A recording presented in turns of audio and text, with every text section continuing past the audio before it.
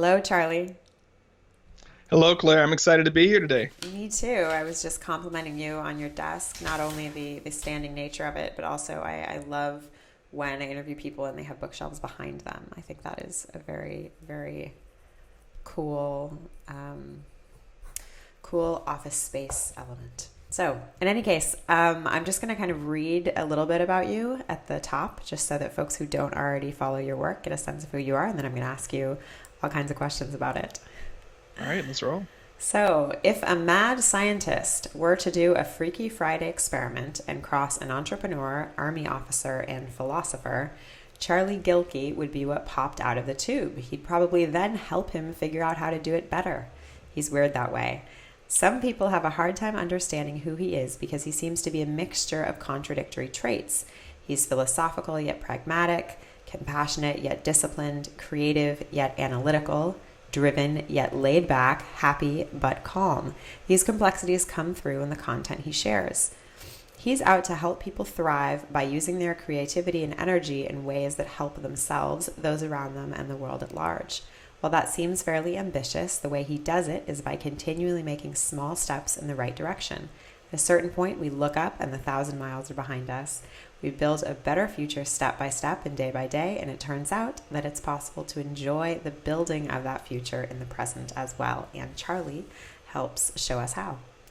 Awesome. I love it, Charlie. So, okay, tell me a little bit just kind of about your story, because you've gone lots of places and done all the things. And so I'm curious sort of how you think of your story when you think of what got you here to today.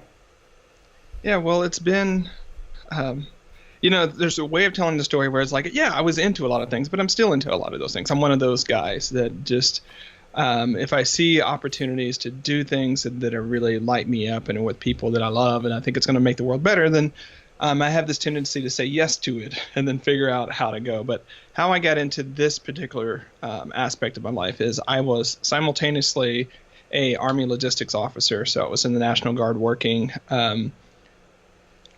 working nearly, full time. I kind of got these 3/4 time jobs, but I was also completing my PhD in philosophy. And my wife and I had just moved into the house, and so I was trying to be a good husband and good sort of homemaker and those types of things. And I just reached the point to which my productivity system and operating system was not up to the task of being able to fire on all of those things at the same time.